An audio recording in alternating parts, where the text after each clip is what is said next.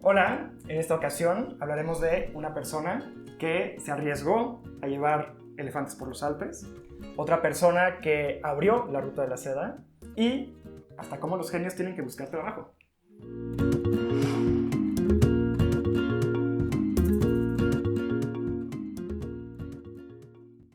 Bienvenidos a Compas Guiándote por la Historia. Compas Guiándote por la Historia es una revista digital que busca hacer accesible a ustedes lecturas históricas de 1 minuto y que los inviten a disfrutar de la historia de las épocas pasadas. En este espacio, en este podcast, lo que haremos es profundizar sobre estos artículos y reflexionar sobre la historia y también vivirla juntos. Comencemos. Hola, Esteban. ¿Cómo estás? Aquí tenemos a Esteban Soní. Él es filósofo. Aquí tenemos a Guillermo Begueriz. Él es apasionado de la historia del arte. Y mi nombre es Fabián Begueriz. Muchas gracias por estar con nosotros. Yo soy licenciado en Relaciones Internacionales y también, como ellos tres, escritor en la revista Compas Guiándote por la Historia.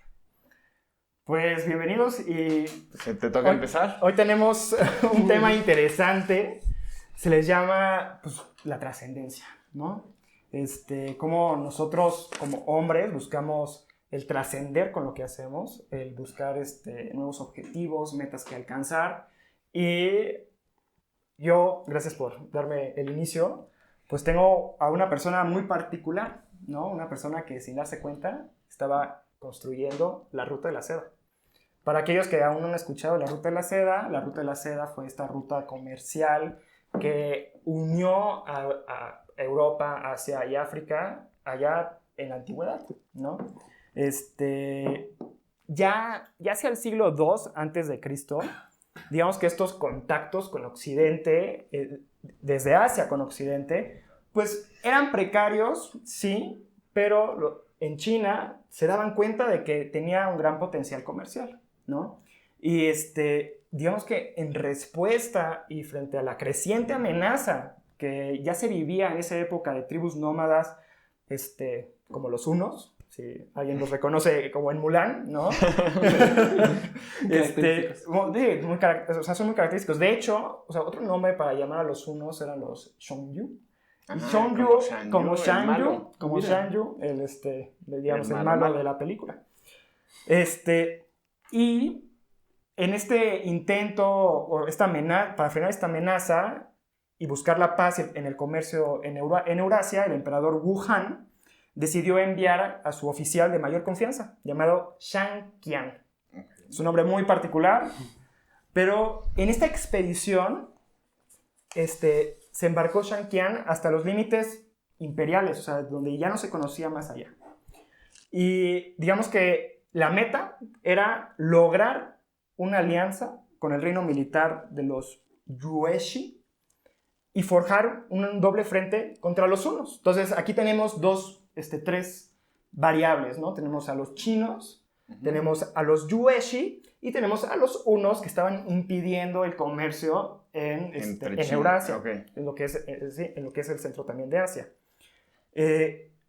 Tras haber, digamos, Shang Qian se embarca y lo que busca es dirigirse hacia el oeste para forjar una alianza con el reino de los Yuezhi.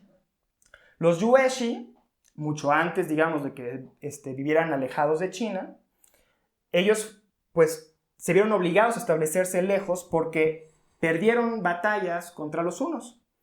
Y incluso también perdieron a su líder, Lao Shang, en el 161 a.C.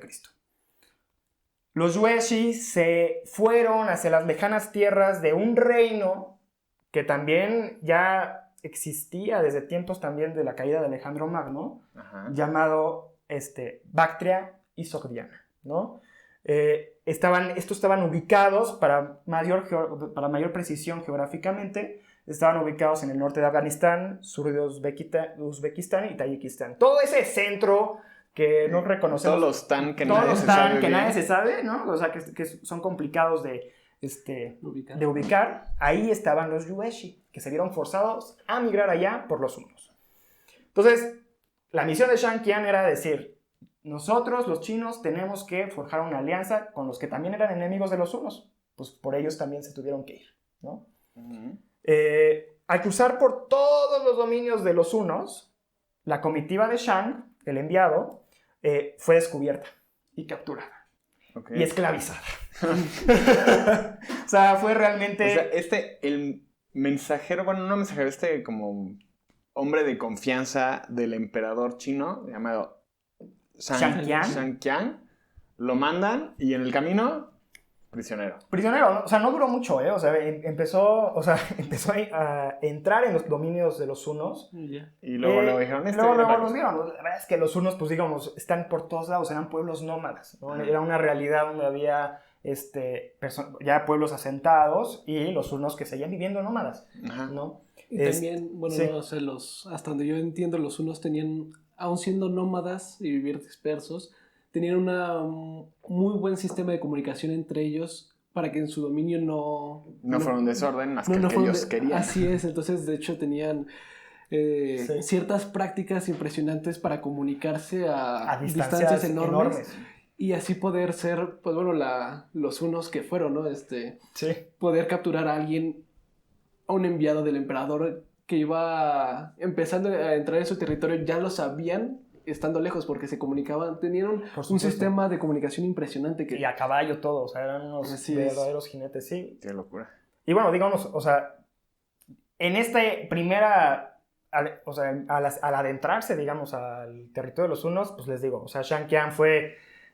capturado, descubierto, capturado y esclavizado. No obstante, digamos, de la desgracia surgió algo padre, ¿no? Se casó. Bueno, se casó, con una huno. Era una esclava de los hunos. Okay. Era una esclava de los hunos. Tardó 11 años. 11 años en volver de liberarse de los hunos, llevándose a su esposa y lo que quedaba de su comitiva. 11 años, o sea, este cuate tenía... 11 años perdido en Asia Central y todavía te falta empezar. No, yo creo que o sea, el emperador ya se había olvidado realmente. Sí, claro, ya dijo ya no volvió. Pero está interesante ese tema, ya lo veremos al final de esta historia. Siguiendo determinadamente, como conocemos, o sea, su misión, Shang Qiang y su nueva comitiva bordearon el desierto de Tlaquepaque. Tlaquepaque es un desierto que tú puedes encontrar en Asia, ¿sí? Es uno de los desiertos de Asia Central, muy al oeste de China, ¿sí? O sea, ya sea el oeste de China, noroeste de China, ahí puedes encontrar el desierto de Tlaquepaque. Después de cruzar el desierto, la cuenca del Tarim también, que se encuentra más hacia el oeste. Recordemos que Shang Qiang estaba viajando hacia Europa. Pasando por el norte de las montañas Tian Shan, sin saberlo, después de haber sido capturado, esclavizado y haberse escapado, estaba construyendo lo que es el paso norte de la Ruta de la Seda. Órale. O sea, él no sabía lo que estaba forjando. Estaba descubriendo apenas que por aquí se puede ir pasando. Exactamente. ¿No? Entonces, en esta vía comercial, digamos, esta Ruta de la Seda, que es la vía comercial más reconocida de la antigüedad y que hoy mismo, para los que les gusta el tema, China está buscando reactivarla, ¿no? Se le llama la nueva Ruta de la Seda, que es justamente este intento de hacer como diplomacia periférica y que se vayan construyendo una infraestructura suficiente para el flujo comercial de bienes. Sí. Y eso está pasando hoy. Sí, mientras hablamos es uno de los proyectos de China. Mientras hablamos es uno de los proyectos de China. No solo es el paso norte, sino que están tratando de hacer los otros pasos, incluso empezar a bordear por el Océano Índico. Sí, que también fue otra de las rutas de otras también conocidas aventuras y exploraciones de chinos. De los chinos, de Zheng estas personas. De Zheng, exactamente. Zheng particularmente. Entonces, digamos que ya acercándose al reino de los Yuezhi tras 11 años esclavizado, alcanza el valle de Fergana. Y esto ya está muy... O sea, ya digamos, ya estamos en la zona de Afganistán, Uzbekistán, Tayikistán. Que está lejísimos de China y lejísimos de su destino. Entonces ya llega al reino de los Dayuan, monarquía independiente, a un, digamos, delirante, ya casi cayendo reino grecobactriano, que era este reino grecobactriano. ¿Por qué se llama grecobactriano? Porque venían de... Porque era de los remanentes de Alejandro Magno. Claro. Los remanentes de Alejandro Magno. Entonces, Shang fue conducido junto con su familia y sus hombres ante el rey, quien sorprendentemente les ofreció su hospitalidad y los guió hasta las tierras de los Yueshi finalmente. ¿Esto en qué año fue más o menos? Esto te estoy hablando del 160... esto te estoy hablando de los 125 antes de Cristo. Ok. O sea, esto es antes de Cristo. Todo Sí. esto es antes de Cristo. Sí, exactamente. Te estoy hablando del 125 antes de Cristo. Okay. Y Shang, fue conducido por el rey de los Daiyuan a las tierras de los Yueshi. ¿Para qué? Para forjar esta alianza entre China Y los Yueshi. en contra de los hunos. Ya ni se acordaban. Sí, exacto. O sea, ya habían pasado 1000 cosas. Sí. 11 años de prisionero esclavo, más lo que se acumuló en lo que llegaba. Sí, Ponle que habían pasado de 15 años. prácticamente. Pues ya que. Yo creo que se habían olvidado de él.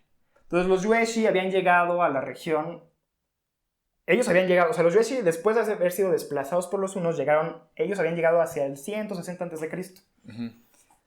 Y aceptaron escuchar la oferta del enviado del emperador. Menos mal, imagínate. Dicen que no lo pueden recibir ahorita. Ay, pues no está muy alejado de lo que sucede. O sea, finalmente le negaron forjar una alianza contra los hunos. No puede ser. Le negaron forjar una alianza contra los hunos. Y también pues, temían, ¿no? A las represalias que podían tener sus antiguos enemigos. Por algo se fueron. Claro. Ajá. Entonces, sin ninguna otra opción, Shang Qian lo que hace es iniciar su camino de vuelta a casa. Lo que conocía Pues en ya China. Sí. O sea, dijo, ¿para qué me quedo asentando aquí? Ya me vuelvo a China.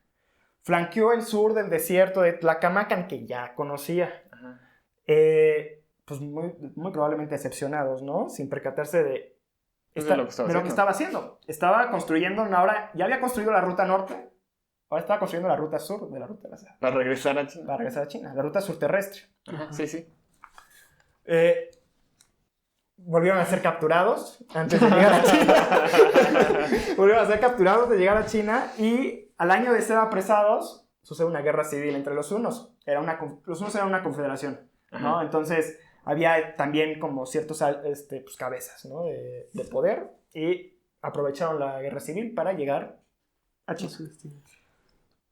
13 años habían transcurrido de su partida. 13 años. Y la misión en un primer momento pareció inmediatamente un completo desastre. Creo que eso es lo que aparece. Es lo que aparece, ¿no? Pero el emperador no lo vio así. O sea, el emperador Wu, cuando llegó, lo que vio fue... Lo envió con una clara fidelidad porque era alguien de confianza. Uh-huh. Y regresó... Después de todo eso, al emperador. Uh-huh. Entonces eso fue una muestra de fidelidad completa al emperador. Wuhan. Y Que aparte, imagínate la sorpresa de... ¿Regresó? ¿Hace cuánto lo mandé? No, pues hace 13 años, señor. Sí, por supuesto. Pues, a ver, pásenlo. Bueno, pásenlo porque no... Algo tendrá que haber. Que algo me va a contar. Lleva 13 años fuera. Ahora que lo decían, yo me quedaba pensando, no creo que sea tan raro, por ejemplo, el tiempo, porque eran viajes largos que sabemos que tenían ese tiempo. Por ejemplo, la batalla de Troya, por ejemplo, aunque la película sucede en 3 días, son 10 años. 10 años. Y entonces, por ejemplo, son 10 años de la batalla y la Odisea, que es la siguiente parte, son 10 años de regreso. Pero y imagínate, Penélope esperó 20 años a Odiseo. Y pensaban que ya no iba a regresar. Y Penélope lo seguía esperando, por ejemplo, ¿no? Y es toda la historia de cómo ella a todos le decían, no, Ahí viene. va a regresar, viene, ¿no? Y pues no sé cuánto tardaban los viajes en barco también, todavía para 1500 y demás. Sí. Se sabía así como son meses. Eran viajes muy largos. Pero se tenía en cuenta eso, ¿no? Así como sí, no era como que, pues no se ha reportado, sino que decían, está dentro del límite normal. Pero seguramente les llegaban noticias al emperador de, ¿qué cree, señor? Lo acaban de atrapar los unos y es donde dijo, cuate ya. Sí, en cuanto... Posiblemente. Probablemente, sí. Al mes se me fue y los unos lo agarraron, pues ya cuate no regresó. Porque además que siguió su camino, o sea... Sí. Se pudo haber quedado... O sea, ya me quedé en las planicies de los unos. Sí, o se podría haber quedado en cualquier otra parte donde decía, pues aquí está más tranquilo. Bien, ¿no? Sí. Sí. Pero finalmente, volvió con el emperador Wuhan y pues digo, él... Con un mapita. Con un mapita, reconoció su fidelidad y además le amplió la visión del mundo. O sea, dijo, tenemos rutas comerciales ya, ¿no? Podemos llegar hasta Europa y comerciar con ellos. Y gracias a estas rutas, pues llegó comerciar con... A lo mejor ahí Europa todavía no era Europa. Un pero concepto. Era más bien con quien sea que esté de ese lado. Que nos quiera comprar. Y que colocaron, o sea, seda. O sea, hay cosas ahorita que tú puedes encontrar de seda en Bélgica. No, y aparte, ahorita estás hablando que esto fue en el 500 y tantos. No, mira, antes de Cristo. Antes de Cristo. Esto fue en el siglo II. Estos cuates le estaban vendiendo a los persas, toda esta gente que Alejandro Magno estuvo guerreando contra ellos y que les implantó la cultura helénica.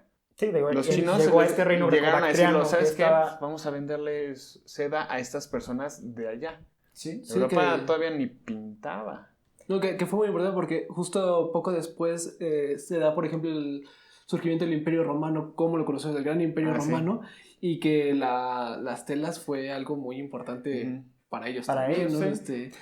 Y que sí hubo supuestamente enviados entre China y Roma, pero que eran así como de, híjole, llegaron 2 y ya no regresaron. Ya no regresaron. Ajá. O sea, lo que a mí me hizo preguntarme este artículo fue, o sea, ¿cuántas veces nos renunciamos a nuestras metas por no ver ese objetivo inmediato? O también cuántas hazañas en la historia parecieron en su momento infructuosas, pero resultaron en algo provechoso, ¿no? Claro. Para el futuro. O sea, tener esa visión donde a lo mejor este cuate dijo, pues ya llevo casi 15 años y no logré lo que tenía que hacer, pues me regreso. Y se regresó todo triste y ay, no lo logré. Sí. Y él seguramente así se quedó. El emperador, y a lo mejor ni siquiera es emperador, sino los subsecuentes fueron los que descubrieron que, a ver, tráete el archivo.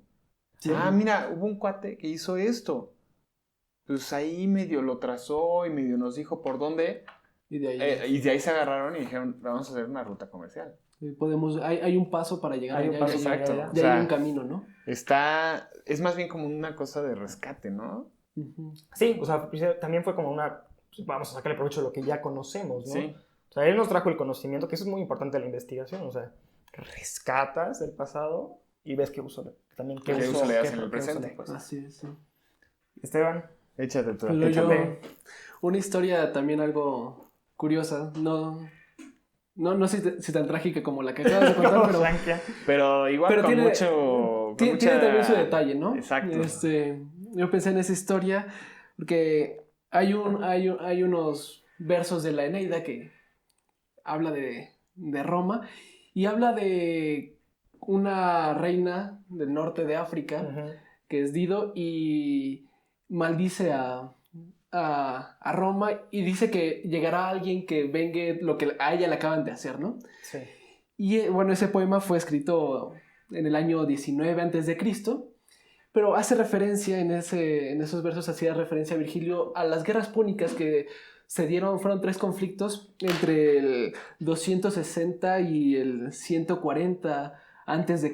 Uh-huh. Las guerras púnicas fueron entre los pueblos púnicos, que así es como le llamaban los romanos a los cartagineses, que es un pueblo que se encuentra al norte de África, lo que hoy es Túnez, okay, y Roma. La primera de las guerras púnicas fue porque la República Romana quería expandirse a lo largo del Mediterráneo, tener, uh-huh, todos los puertos. Y los púnicos tenían pues la mayoría de los puertos del norte de África ocupados y eran buenos puertos. Y entonces Roma dijo, yo quiero los puertos, y los púnicos no se los dieron. No te voy a dar tan fácil. Y entonces Roma dijo, sí, me los vas a dar. Y ahí te van unos legionarios. Así como, ¿cuánto que sí? Y entonces pelearon por ellos, ¿no? Al final, Cartago tuvo que decir que sí, le daban los puertos porque ya Roma estaba a punto de acabar con ellos, ¿no? Sí. Entonces ya se los dieron. Y bueno, los cartagineses quedaron algo molestos con eso. De hecho, hay solo 20 años de diferencia entre la Primera y la Segunda Guerra Púnica, uh-huh, porque en estos 20 años los cartagineses se llenaron como algo de resentimiento contra Roma, que se expandió a lo largo del Mediterráneo a costa de ellos, ¿no? Que los derrumbó así. Y así es. Entonces, de hecho, pues un general cartaginense que se llamaba Aníbal Sí, ahí, gran Aníbal. Al gran Aníbal por sus hazañas. Pues sí, con un poco de resentimiento dijo, no, vamos, él siendo joven, su papá había luchado en la Primera Guerra Púnica, entonces con un poco de resentimiento, siendo joven, con toda la confianza que los jóvenes tienen, dijo, pues bueno, vamos a atacar Roma, ¿no? Porque solo es Roma, ¿no? Sí. Solo es Roma, no creo que sea tan difícil. No debe ser tan difícil. Y entonces, pues él estaba en Hispania, ¿no? Lo que ahora es España, Portugal, él estaba en esa zona del Imperio Romano, bueno, de la República Romana todavía, y entonces atacó una pequeña ciudad llamada, ¿cómo? Sagunto. La tomó y le dijo a Roma así como, bueno, ¿qué vas a hacer al respecto? ¿Qué vas a hacer al respecto, no? Y Roma, con toda tranquilidad, le dijo, o te tranquilizas o te mandamos a la legión, ¿no? Sé que estás chavo, se te hace fácil, no está tan... Y pues Aníbal no hizo caso, ¿no? Así como, pues bueno, este es el primer paso de una gran victoria, ¿no? Y entonces... Esa es una gran pues idea. tomó sus ejércitos, sus legiones y demás, y quiso entonces atacar a Roma. Entonces Roma le envió por el Mediterráneo sus tropas.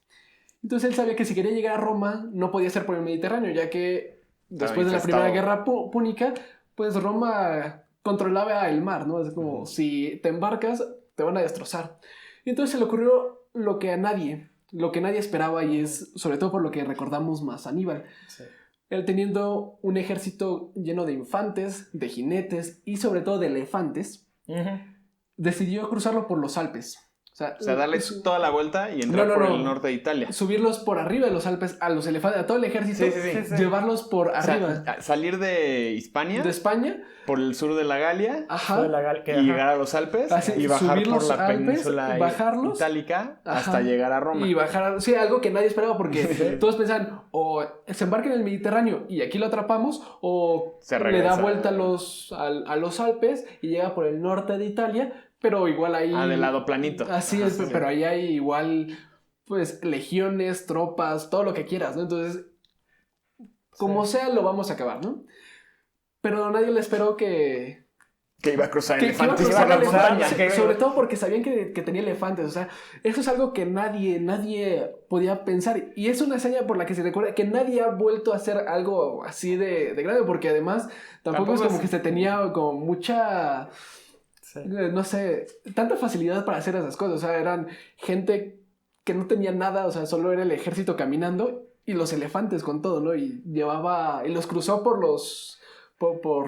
en medio de las montañas, sí, ¿no? Que aparte no son así como, unas colinitas, no, montañas nevadas, de pronto hay piedras, o sea, no, pues, los elefantes no se agarran de nada. ¿Sabes quién utilizó esa referencia también como de logro, o sea, pareciendo imposible? Justamente Napoleón Bonaparte, cuando empezó sus conquistas a Italia, él, a la hora de pintarse en plena conquista... En la típica del caballo. En la típica del caballo, que está justamente subiendo los Alpes con los cañones, reflejándose otra vez como Aníbal, haciendo lo imposible por la Francia revolucionaria. En el cuadro, en la parte de abajo hay unas piedras donde aparece el nombre de Aníbal como ya borrado por el paso del tiempo. Sí. No, es una imagen poderosísima. Propaganda al 100%. Sí, es impresionante, ¿no? Que quedó como así como algo casi... O sea, ya terminamos de escuchar la historia de Aníbal, pero nada más por eso vale la pena recordarlo, ¿no? Es como nada más por lograr... Primero atreverse a hacerlo y después por lograrlo, ¿no? Sí tuvo sus dificultades porque desgraciadamente perdió tanto infantes, jinetes como algunos elefantes en el camino, ¿no?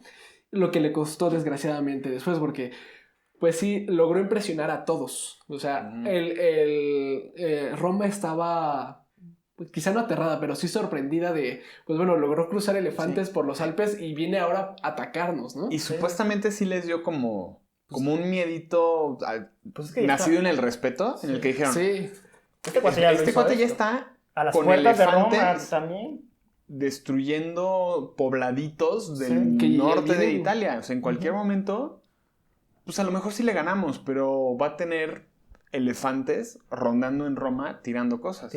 Y eso en cualquier momento inspira a alguien más y lo próximo que sabes es que nos están atacando los galos, nos están atacando los bárbaros, nos están atacando... Con que uno pueda... Con que uno pueda, dicen, pues, ¿por qué yo no? ¿Por qué no? Nada más necesito juntar más gente. Sí, cosas así porque, de hecho, bueno, aunque tardó 10 años la batalla, todas las batallas, sí, Roma como que se preocupó un poco y de hecho trató de detenerlo antes de llegar. Que llegó a Roma, pero por lo menos ya lo habían debilitado suficiente y no pudo sitiar la ciudad, ¿no? Ya no tenía la tropa suficiente. Y lo que se hizo Roma, mandó a... Bueno, fue más bien el general Escipión, que después va a ser conocido como africano, porque él, en lo que Aníbal iba a Roma, dijo, bueno, si él está camino a Roma, no hay quien cuide Cartago. Entonces, vamos a atacar Cartago. Entonces, tomó sus legiones y se fue a atacar la capital. ¿Sí? Y entonces, desgraciadamente, el Senado de Cartago le mandó mensajeros a Aníbal y dijo, qué bueno que estás por allá y qué bueno que vas a llegar a Roma, pero no vas a poderlo derrotar. Mejor ven y cuídanos aquí porque aquí sí nos están destrozando. Entonces, después de todo su odisea... ¿Qué creen? Vuelvan a subir a los elefantes. Bájenlos ahora para regresarnos. Sí, no, ahí fue ya a tomar un barco y llegar a las costas de África. Sí. Y ya se enfrentó con Escipión porque si no iban a destrozar Cartago. ¿Y de qué te sirve tomar Roma si todo tu pueblo quedó derrotado, no? Y eso de que hayan enviado ya a Escipión a Cartago significa que ya le habían tomado la medida a Aníbal. Claro. O sea, habrían dicho, necesitamos todas nuestras fuerzas aquí para hacerle frente. Es que estaba... No, y que entendieron perfectamente que dijeron, mira, este cuate a lo mejor sí llega aquí a Roma y va a ser un problema, pero sí lo podemos derrotar. Sí. Aprovechemos para causarle daño allá y en una de esas matamos 2 pájaros de un tiro. Sí. Se regresa o se va y ya no ataca Roma. Y en lo que llega yo ya conquisté Cartago. Sí. Me parece una estrategia bastante... Fue una estrategia muy buena, de hecho. Pues ahí fue mucho así como Roma más pensando con frialdad y calculando contra puro corazón de yo voy y pues estuvo a 2 de lograrlo. Sí, así como un joven apasionado que estaba seguro de lo que quería. A Roma, siendo el gran imperio que decía no me vas a hacer nada, ¿no? Es como ya pasamos por esto hace unos 20 años... Vamos con tranquilidad, ¿no? Y entonces, de hecho, Aníbal se enfrentó a Escipión en la batalla de Zama, en el norte de África, y Escipión, pues ya con toda la experiencia, él ya era un general viejo, de una familia también de generales y demás, derrotó a Escipión y derrotó a Aníbal, y de hecho Aníbal tuvo que firmar el pacto de paz con Roma para tranquilizarlo. De hecho, Aníbal... quedó en deshonra porque el pueblo púnico, los cartagineses, tuvieron que ver a su héroe que ya había cruzado elefantes, que había hecho cosas imposibles, tener que firmar el tratado de paz ante Roma que los acaba de destrozar. Entonces, de hecho, Aníbal quedó mal. Y Escipión, por otro lado, quedó renombrado, se empezó a conocer como africano, ¿no? Él ganó la batalla de África, entonces ya no era conocido como Escipión, sino es africano y así se le conocía, ¿no? Otro como, pues bueno, pobre Aníbal, ni modo. Y de hecho... Recuerda con lo que decían de si alguien logra vencerlo y puede llamar así a revueltas siguientes. Hubo una tercera guerra púnica unos años después, que lo que hizo Roma, por ejemplo, para que no volviera a pasar, fue destrozar completamente Cartago. De hecho, le echó sal para que nada se pudiera siquiera cultivar crecer ahí. Los destrozaron así como si alguien más intenta rebelarse... Agárrense, ahora no se va a saber nada de ellos. Y que fue lo que pasó con Cartago. O sea, como lo arrasaron y no solo... Sí, porque no solo tomamos la ciudad, eso no basta, sino matamos a todos y que en esta tierra no crezca nada. No hay planta, no hay animal siquiera que pueda crecer. Sí, no hay vestigios de lo que estuvo aquí. Sí, es como... Qué fuerte, ¿no? Es como un poquito lo que estamos hablando de trascendencia. Eso, ahí está el cual voy a borrar tu marca. Así es. Pero, y el pueblo romano tenía una experiencia para eso, porque lo hizo muchos.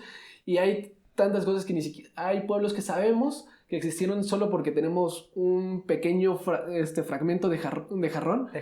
Que no sabemos nada más que estaba ahí antes que los romanos y que al parecer tuvieron problema con los romanos, tanto que desaparecieron del mapa. Imagínate eso. Está cañón. ¿Y cómo los pueblos se mantienen arraigados al territorio, ¿no? O sea, sabemos que aquí, estuvo Cartago, ahora estamos nosotros, podemos lograr cosas similares, podemos lograr cosas iguales.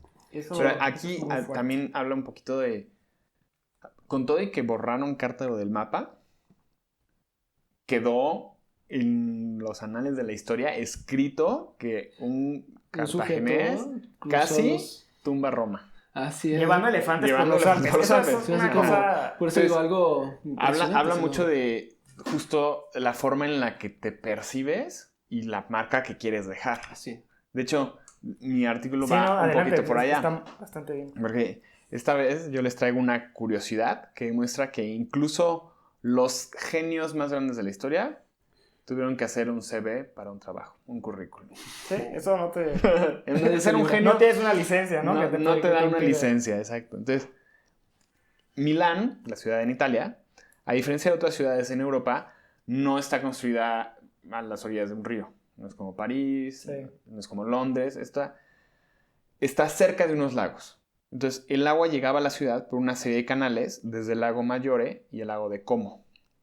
Todo el material para construir la ciudad, todas las mercancías, todo, llegaba por estos canales. Hacia finales del siglo XV, Ludovico Sforza, que era el duque de Milán en ese momento, decidió hacer una importante mejora para todo el sistema de canales. Y en esta época le llegó a sus manos una carta de alguien que le ofrecía sus servicios y describía en 10 puntos las habilidades que tenía. Esta carta era de Leonardo da Vinci. Este genio florentino del Renacimiento que todo el mundo ubica y domina, bueno, ahí les va lo que dejó. En este escrito, el florentino exaltó su experiencia en diseño de maquinaria militar. Eso era lo principal. Dedicó la mayor parte del documento a puntualizar que sabía de ingeniería de puentes, de barcos, artillería, y más hacia el final aseguraba que en tiempo de paz podía aportar en temas de arquitectura y conducción de agua, justo lo que necesitaba el duque de Milán. Como si esto fuera poco, y ya sin darle mucha importancia, al final de su CV remata ahí en un último párrafo, que el párrafo son así como 2 líneas, con una modesta nota que explica muy brevemente que podía realizar escultura en mármol, bronce, arcilla y de vez en cuando pintar. Algo extracurricular, así ¿no? como, y mis hobbies también es pintar. Tiempo libre. Esta carta sorprendió al duque y Leonardo ingresó a su servicio en 1482 y permaneció trabajando para él en Milán 17 años, durante los cuales hizo diseños para armas, estudios de naturaleza, dibujos arquitectónicos, que iban desde iglesias hasta fortalezas. Y también hizo estudios anatómicos. Tenía un taller que estaba todo el tiempo lleno de aprendices y estudiaban de todos los temas. Era pues la época del Renacimiento, ¿no? Sí, sí, sí. Durante este periodo, ahí en sus ratitos libres, Leonardo pintó en una de las paredes del comedor, el refectorio, del convento dominico de Santa María de la Gracia, un mural que ahora es una de las obras máximas cumbres de la historia del arte. La Última Cena. Sí, por supuesto. Ahí en su tiempo libre. Y aparte no lo hizo con muchas ganas. Que además que la procuran conservar. Sí, la conservan muchísimo con puertas que cierran como el paso del aire y grupos controlados y horarios de visita y todo. Control de humedad. Control de humedad. Sí, es una locura, es toda una experiencia. Es la experiencia de ver la Última Cena. Digamos que la mitad es la Última Cena y la primera mitad es todo el proceso de buscar cuándo hay fechas, conseguir los boletos, ir a formar, y vas en un grupo pequeño, te pasan por diferentes como secciones de aire para cambiar la temperatura y la humedad de los que van a entrar. Entonces, ya que entras, te das cuenta por qué. Leonardo la pintó experimentando. Digamos, en ese entonces se pintaba con una técnica que se llama fresco, que en pocas palabras es hacer que la pintura y la pared como que se unan a la vez y como que la forma en la que está no construida, sino la última capa que tiene la pared de yeso ya tiene la pintura como absorbida. ¿No? Entonces eso hace que pues, se quede ahí, ¿no? Leonardo decidió experimentar, no tenía mucho tiempo y pintó directo y todavía húmedo. Entonces, y como tenía que acabar rápido porque tenía otras cosas que hacer para el duque, en lugar de esperar a que secara, como un proceso de fresco natural, no, pues puso unos braseros a que se caliente, para que se evapore rápido. Sí. Pero ¿qué hizo?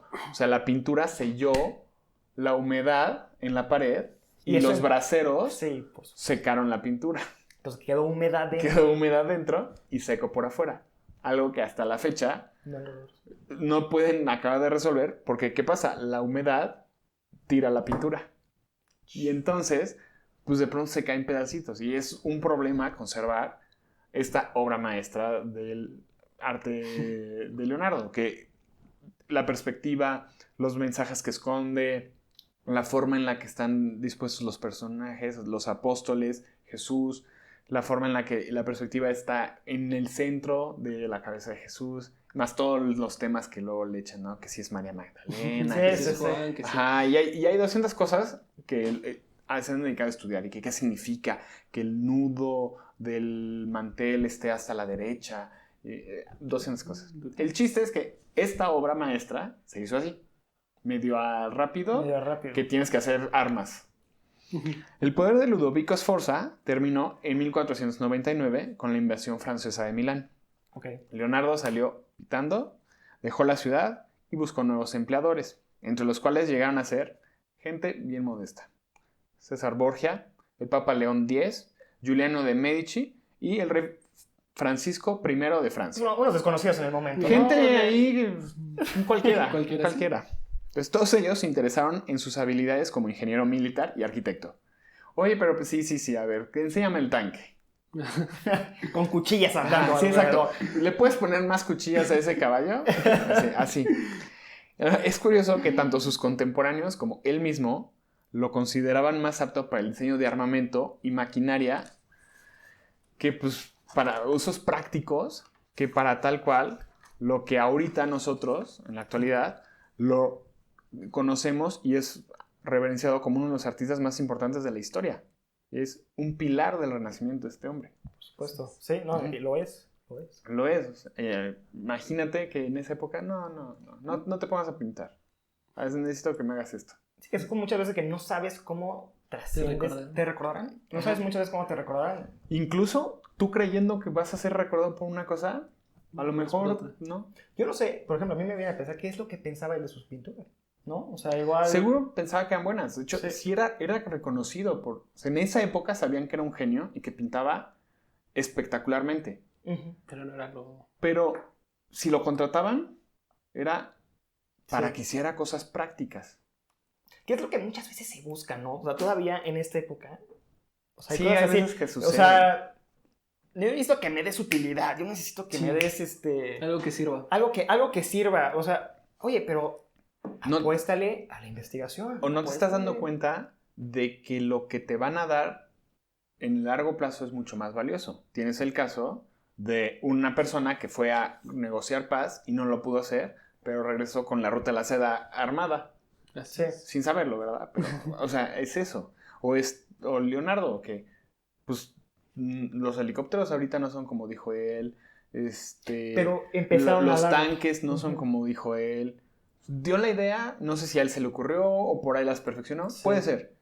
Pero ahorita el Louvre no sería lo mismo sin la Mona Lisa. Sí, no. Milán no tendría la cantidad de turistas viendo La Última Cena si no fuera por Leonardo. Por Leonardo. O sea, Leonardo es una persona que dejó una marca sin querer. Así es. Sí, sin querer. O igualmente, pues también algo consciente en algunas cosas. Sabiendo ¿no? que era bueno para eso. Era un genio, pero pues él pensaba que iba a dejar algo más. Tanto así que lo puso en su currículum como, sí, en mi tiempo libre pinto. Sí, él enfocado más en otras cosas de mayor importancia, ¿no? Sí, que a lo mejor para el momento eran importantes. Ajá. Pues muchas gracias también por estar aquí y por haber compartido con todos, ¿no? Que es una trascendencia, ¿no? Para todos nosotros. Y los invitamos a leer cada martes y jueves artículos de 1 minuto. Te equivocaste en el pasado. Sí, ¿verdad? Es martes y jueves. Es martes y jueves. Martes y jueves, lecturas de 1 minuto para descubrir milenios. No olviden también seguirnos en redes sociales. Nos pueden encontrar en Twitter, Compas Historia, o nos pueden encontrar también en Instagram como compas.historia y Facebook, compas.guiándote por la historia. Pues Esteban, Guilén, muchísimas gracias. Encantado de estar aquí. Gracias a todos. Gracias. Cuídense.